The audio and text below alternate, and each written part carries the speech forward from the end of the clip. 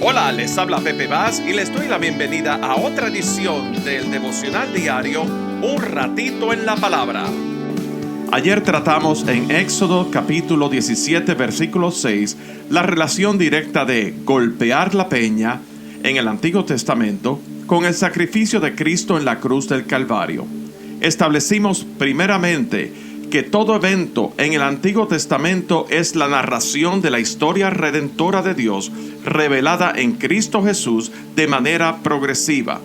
Lo que vemos en el Antiguo Testamento, en otras palabras, es tipo y sombra del cumplimiento del propósito y plan redentor de Dios señalado, cumplido y ratificado en la encarnación, muerte, sepultura, resurrección y ascensión de Cristo Jesús. Ese plan se hace accesible a nosotros y cobra efectividad en nuestras vidas cuando ponemos nuestra fe en la obra de Cristo Jesús en la cruz. Cuando reconocemos que la sangre de Jesús fue el precio a pagar por mi pecado de manera personal hacia cada uno de nosotros. Lo otro que establecimos a la luz de 1 de Corintios capítulo 10 versículo 4 era que ese golpear la peña para que de ella salieran aguas significaba golpear a Cristo mismo, porque según leímos, la roca espiritual que los seguía en el desierto era Cristo. Ese golpear a la peña de Oreb se cumple en Cristo Jesús en su muerte en la cruz, y queda demostrado cuando leemos que en su costado brotó sangre y agua.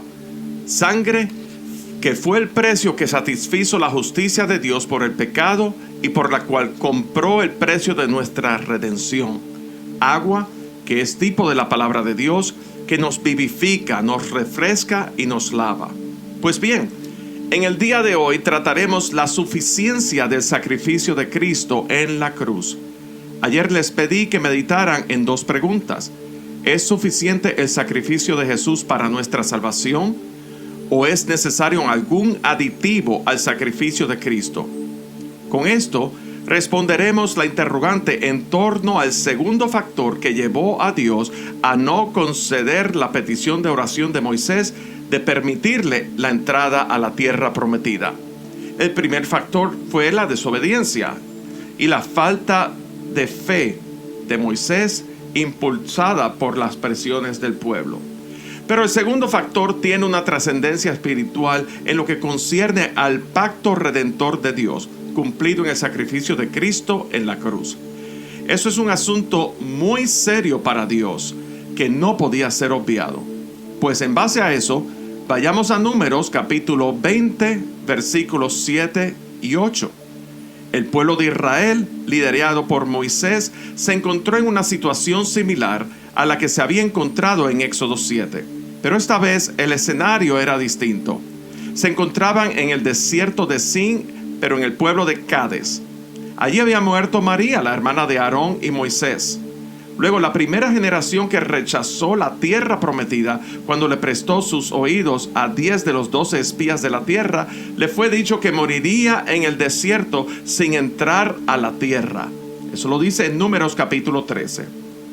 Entonces, por una parte, el nivel de rebeldía y cinismo en el pueblo era mucho mayor esta vez. Y Moisés, por la otra parte, ya estaba molesto, abrumado y cansado de tanta murmuración contra Dios y contra él. Ya el pueblo no solo decía que hubiera querido nunca haber salido de Egipto, sino que se atrevió a decir que hubieran preferido morir en el desierto con aquellos que perecieron por haber pecado contra Dios. En el verso 6, observamos que Moisés y Aarón dejaron entonces a la congregación para ir delante de Dios. Dice que se fueron a la puerta del tabernáculo. Luego se postraron sobre sus rostros. Luego la gloria del Señor apareció sobre ellos. Y en el verso 7, el Señor habló. Y dice, y habló Jehová a Moisés diciendo, toma la vara y reúne la congregación, tú y Aarón tu hermano, y hablad a la peña a vista de ellos, y ella dará su agua, y les sacarás aguas de la peña, y darás de beber a la congregación y a sus bestias. Estas fueron las instrucciones específicas que Dios le dio. Primero, toma la vara. Segundo, reúne a la congregación. Tercero, háblale a la peña a la vista de ellos. Y consecuentemente, sacarás agua de la peña. El pasaje continúa en el versículo 9. Entonces Moisés tomó la vara de delante de Jehová como él le mandó. Y reunieron Moisés y Aarón a la congregación delante de la peña. Y les dijo: oíd ahora, rebeldes, ¿os hemos de hacer salir aguas de esta peña? Entonces alzó Moisés su mano y golpeó la peña con su vara 2 veces. Y salieron muchas aguas, y bebió la congregación y sus bestias. Y Jehová dijo a Moisés y a Aarón: por cuanto no creísteis en mí para santificarme delante de los hijos de Israel, por tanto no meteréis esta congregación en la tierra que les he dado. Estas son las aguas de la rencilla por las cuales contendieron los hijos de Israel con Jehová, y él se santificó en ellos. Recordamos en 1 Corintios capítulo 10 versículos 3 y 4. Bebían de la roca espiritual, y la roca era Cristo. ¿Qué era lo que hacía que la roca fuera espiritual? La roca que narra en Éxodo 17 se encontraba en Refidín, y la roca que está en Números 20 estaba en Cades. ¿Había algo en particular con esas 2 peñas? Por supuesto que no. Lo que le daba el carácter espiritual era que la presencia de Dios estaba allí presente delante de ellos. El Espíritu de Cristo manifiesto. La primera roca, en Éxodo 17, fue golpeada. Y en la segunda roca, de Números 20, se suponía que le hablasen. Primeramente, tenemos que puntualizar en la suficiencia del sacrificio de Jesús. La peña de Oreb, golpeada, es tipo del padecimiento de Cristo Jesús por los pecados. Ese sacrificio fue hecho una sola vez y para siempre. Mientras que en el antiguo pacto el sumo sacerdote se presentaba delante del lugar santísimo, que es tipo de la presencia de Dios misma, una vez al año, ofreciendo sacrificios de corderos o palomas y derramando sangre en propiciación por los pecados. Eso se llevaba a cabo todos los años. Pero Cristo Jesús se presentó a sí mismo como ofrenda, el cordero inmolado, y como sumo sacerdote, intercediendo delante del Padre y dándonos acceso a la misma presencia de Dios. Con su muerte, el velo que separaba el lugar santo del lugar santísimo fue abierto para todos nosotros. El sistema sacrificial para expiación de pecados fue abolido hasta nuestros días. Entonces, Jesús es el mediador de un mejor y nuevo pacto por su propia sangre. En Hebreos capítulo 7, versículos 22 al 27 dice que Jesús es el fiador de un mejor pacto. Un fiador es el que garantiza el pago de una deuda. Este pacto permanece para siempre.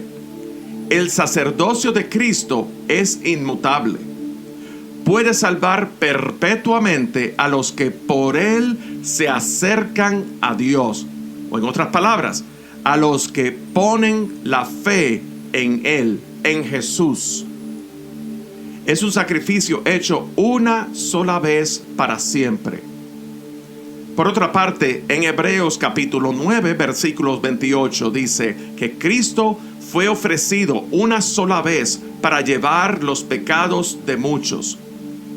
Y en 1 de Pedro capítulo 3, versículo 18, Cristo padeció una sola vez por los pecados. Estos son solo algunos pasajes que hablan de la suficiencia del sacrificio de Cristo en la cruz. ¿Cuál era entonces la intención de Dios? La intención de Dios era revelarnos que al igual que la peña de Oreb fuera golpeada una sola vez, Cristo Jesús fue crucificado y azotado una sola vez como sacrificio suficiente para nuestra salvación. Primero, la peña fue golpeada. Ahora había que hablarle. De igual manera, primero Jesús fue azotado para salvación. Y ahora podemos acceder al trono de la gracia de Dios con nuestro clamor a Él delante del Señor. En otras palabras, su sacrificio, su sangre, su muerte en la cruz nos da la facultad de poder orar a Dios en el nombre de Jesús, entrar a su presencia en adoración y derramar nuestro ser delante de Dios. En otras palabras, luego de la muerte en la cruz, ahora podemos hablarle a la peña. Pero Moisés, impulsivamente e impacientemente, se salió de ese plan de Dios que describe en Números 20. Pero si el plan de Dios ha sido el de establecer un solo sacrificio para satisfacer su justicia por el pecado de la humanidad, y que en Cristo Jesús fue cumplido, ¿necesita Dios algún aditivo al sacrificio de Jesús en la cruz? Por supuesto que no. El sacrificio de Jesús es suficiente para nuestra salvación. Nosotros estábamos muertos en nuestros pecados. Si estábamos muertos, no había vida alguna.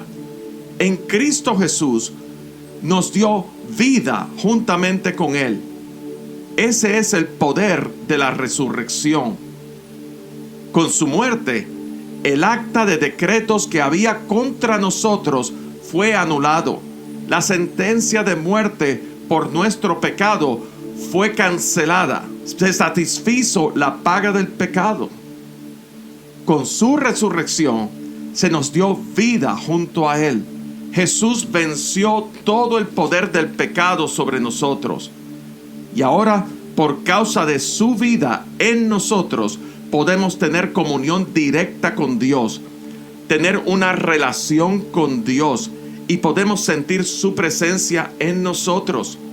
Le podemos hablar y Él nos escucha, pero también Él nos puede hablar y nosotros escucharle. Nos podemos acercar confiadamente, como dice en Hebreos capítulo 4, al trono de la gracia de Dios para hallar misericordia y oportuno socorro. Golpear a la peña 2 veces era como si Moisés estuviera golpeando a Cristo 2 veces. Implicaba que el primer golpe no era suficiente. Y hoy día, cualquier añadidura al sacrificio de Cristo implica restarle valor a su sacrificio. Si pensamos que tenemos que hacer buenas obras, cualquiera que fuera, estamos diciendo que lo que hizo Jesús no fue suficiente.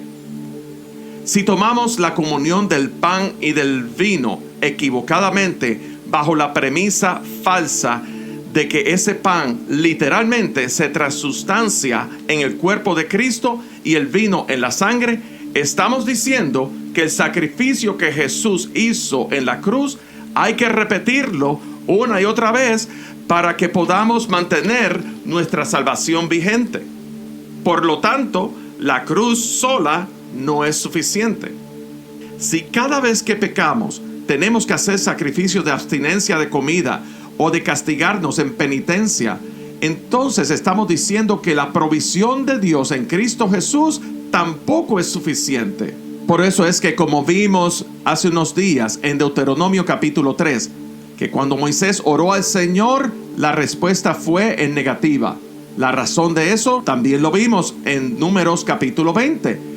Pegarle a la peña 2 veces tuvo como consecuencia que Moisés no pudiera entrar a la tierra prometida.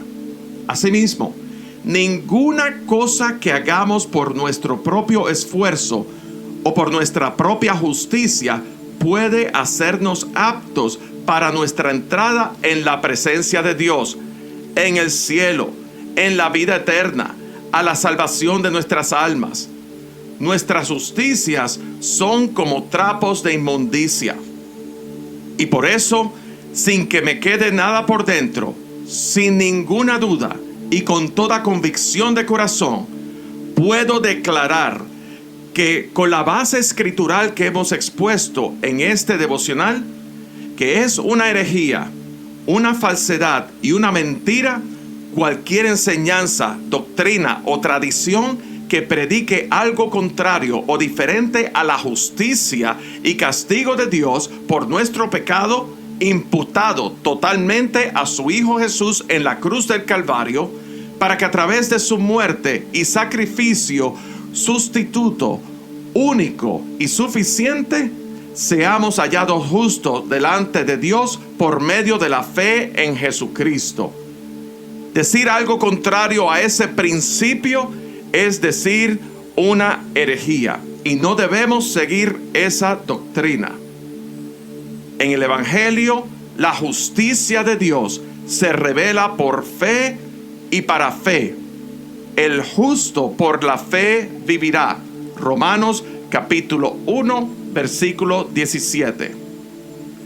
Nuestra salvación es por gracia, por medio de la fe. No es por obras para que nadie se gloríe. Efesios capítulo 2, versículos 8. Tenemos la seguridad eterna que podemos hablarle a la peña, a la roca inconmovible, la roca espiritual, la roca que era Cristo. Y Él nos escucha. Y nosotros, cuando Él nos habla, le podemos escuchar. Padre, te damos gracias por la realidad de tu glorioso evangelio, las buenas nuevas de salvación por medio del sacrificio único y suficiente de tu Hijo amado Jesús. Te pedimos por el poder de tu Santo Espíritu que ilumines la palabra que ha sido expuesta en este día a aquellas personas que están escuchando pero que no te conocen. Oramos por el don inefable en Cristo Jesús para que alcance sus vidas para salvación y vida eterna. Gracias, oh roca eterna, porque por medio de Cristo Jesús ahora podemos tener acceso para hablarte, clamar a ti, adorarte y habitar en tu presencia. En Cristo Jesús. Amén. Este devocional se emite todos los días de lunes a viernes a través de las plataformas de Spotify, Apple Podcasts y YouTube. Suscríbanse a este podcast buscando a Pepe Bass Jr. y allí encontrarán recursos del devocional diario, el mensaje de la semana, música y mensajes de interés para todos. Pero muy importante, compártelo con tus amigos para que nos ayuden a crecer nuestra audiencia y a difundir el mensaje de salvación por medio de Jesucristo. También estamos en las redes sociales de Facebook, Instagram y Twitter. Muy importante, aprieten el botón de like o me gusta y compártelo con sus amigos. Que Dios te bendiga grandemente y será hasta nuestra próxima edición de Un Ratito en la Palabra. Que a la luz de tu palabra mi mente sea renovada para experimentar